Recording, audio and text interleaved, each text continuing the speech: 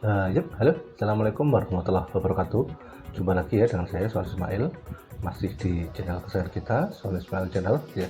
Yang mana channel ini membahas seputar tips dan trik tentang trading forex dan seputar investasi dan instrumen-instrumen yang lainnya. Ya, kali ini saya mau membahas tentang cryptocurrency, yaitu lebih tepatnya saya ingin membahas satu koin yang cukup unik dalam beberapa bulan ini ya. Paling tidak dalam kurun waktu 6 bulan ini ada peningkatan harga yang cukup drastis, namun juga di bulan Mei ini ada penurunan juga yang cukup drastis, hampir sekitar 50% ya. Koin apa itu? Yaitu tidak lain dan tidak bukan adalah Dogecoin ya, yang mana untuk Dogecoin sendiri ini sebenarnya sudah mulai naik ya, trennya mulai naik tinggi itu sekitar bulan Februari ya. Itu ditandai dengan cuitan dari si Elon Musk ya, yang mana pemilik Tesla ini sering membahas tentang koin ini ya, dan ini mengakibatkan animo dari masyarakat membuat koin ini naik ya. Dan lagi yang lebih ekstrimnya lagi ini, dia melakukan cuitan pada akhir April kalau nggak salah ini ya. Di sini saya lihat dia membuat cuitan lagi di akhir April dan membuat Dogecoin naik cukup drastis sekitar 20% ya. Dan kemarin kalau nggak salah ini saya lihat ya, sekitar bulan Mei kalau nggak salah ini tanggal 8 ya, saya lihat di chat ini untuk Dogecoin ini naik menyentuh angka 10.600-an ya.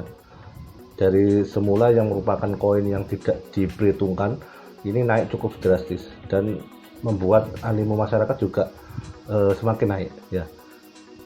Nah, ini berbanding terbalik dengan pernyataan Elon Musk beberapa hari yang lalu ya.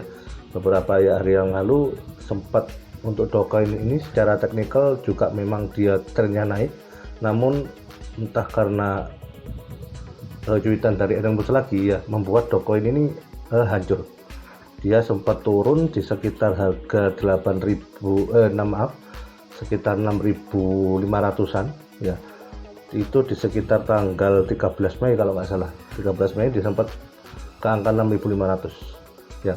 Terus ada kenaikan lagi, dia sempat naik lagi ke angka 8.400 ya. Dia sempat naik ke harga 4.400 dan ini berbarengan dengan statement dari Cina ya, bahwa Cina mereka mengeluarkan statement bahwa melarang perdagangan cryptocurrency dan membuat cryptocurrency ini menjadi ilegal di negara mereka.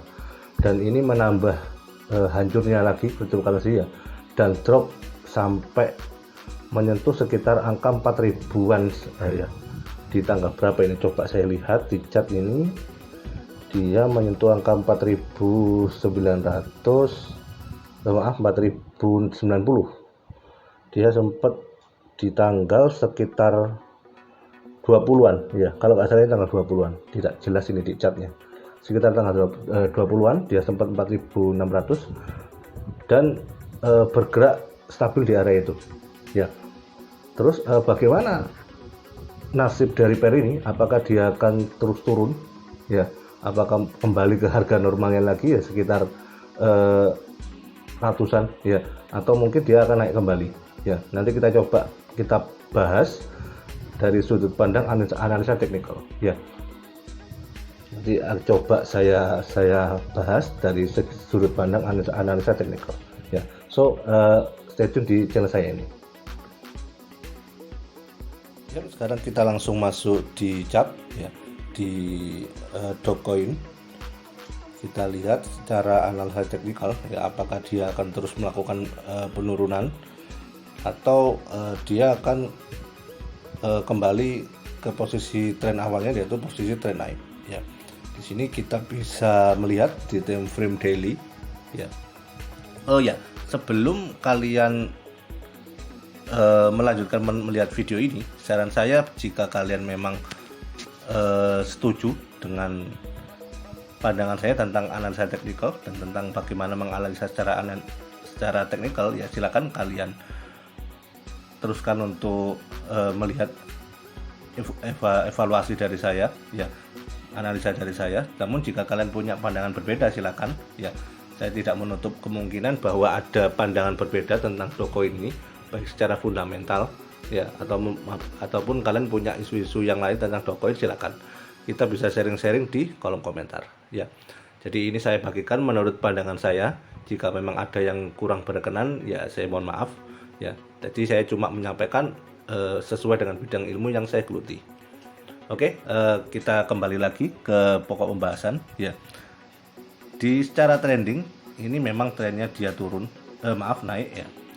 Dia memang trennya naik, ya. Namun ini ada beberapa hal yang harus kita jadikan catatan, ya, karena memang di sini ada pattern yang memang cukup bahaya jika saya melihat, ya. Memang di sini memang dia membentuk pattern flag, ya, yang mana jika kita tahu bahwa pattern flag ini terbentuk, maka dia kecenderungan akan meneruskan tren naiknya, ya. Dia akan kembali naik ke sini, ya.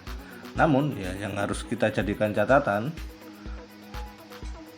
yang harus kita jadikan catatan adalah bahwa pattern flag ini kemungkinan saya kok agak ragu, ya, karena memang di sini posisi trendline yang sebelah sini, jika kita tarik garis trendline di sini, nah, ya, maaf tidak bisa lurus, ya. Saya coba pakai ini saja. Nah, di sini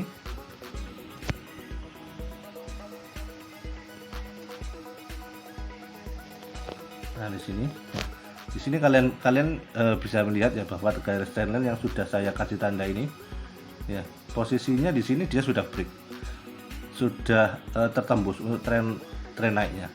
Dan sini memang sedikit agak bahaya, ya, agak bahaya bahwa di sini kemungkinan dia akan turun sampai sini, ya, kemungkinan dia akan turun sampai sini dan akan naik lagi ke sini. Nah, naiknya ini mencoba mengejar area ujung yang sebelah sini. Area di sebelah sini kemungkinan akan dikejar, ya. Setelah itu dia akan melanjutkan penurunannya, ya. Ini adalah pola head and shoulder jika kalian belum paham, ya. Ini adalah pola head and shoulder, di mana pola head and shoulder ini muncul dari dalam suatu chart bahwa ini kemungkinan trend turunnya dia cukup besar, ya. Namun lagi-lagi ini hanya sebagai pandangan saya, ya. Jadi memang jika kalian melihat di sini volume untuk sell juga lebih sedikit, ya, di sini, ya. Kalian melihat di sini ini volume untuk penjualan memang sudah sedikit menurun, ya. Jadi memang para panic selling, ya, panic selling ini sudah mulai menjual semua asetnya dan mulai melakukan pembelian di sini. Dimana di sini kita bisa melihat bahwa ada muncul satu bar yang hijau ini, ya, ini menunjukkan bahwa buyer mulai masuk, ya, dan kemudian dibalas lagi oleh seller, muncul dua seller lagi di sini, ya. Namun posisi seller ini kecil, ya, volumenya yang untuk melakukan penjualan cukup kecil, ya. Jadi nanti jika kita coba melihat di time frame H1, nah, di sini memang untuk volume sell-nya dia kecenderungannya tidak terlalu besar, ya, tidak terlalu besar di sini. Ini kecil-kecil, ya. Ini ditandai dengan bar yang merah, dia tidak terlalu besar.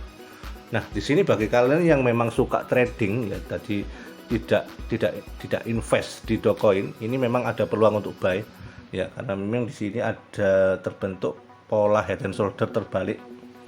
Jika kalian gambar seperti ini, ya, jadi kemungkinan dia akan naik, ya, naik sampai mana? Jadi kemungkinan dia akan naik sampai ke area sini, ya. Ini di sekitar harga kalau nggak salah 6.200-an. Kalian bisa take profit di situ, ya. Dan tentu saja jika kalian trading, kalian juga harus ada manajemen risikonya. Jadi jika harga ini, harga 5.082 ini berhasil menembus sekitar 4.700, kalian harus benar-benar cut loss. Ya, seperti itu. Jadi kalian bisa melakukan posisi buy di sini. Jadi untuk Dogecoin kedepannya ini memang belum ada tanda-tanda yang cukup signifikan untuk naik. Ya, jadi kalian tunggu saja. Karena memang jika saya melakukan pembelian, saya akan menunggu posisi. Sebentar saya gambar.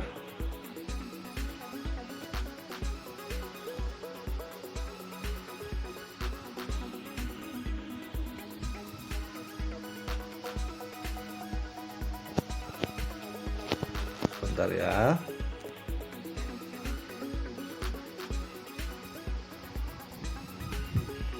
Jadi saya jika mau melakukan pembelian, jadi saya tunggu posisi sini. Ya, sebentar saya zoom dulu. Nah, di sini kan ada trendline ya.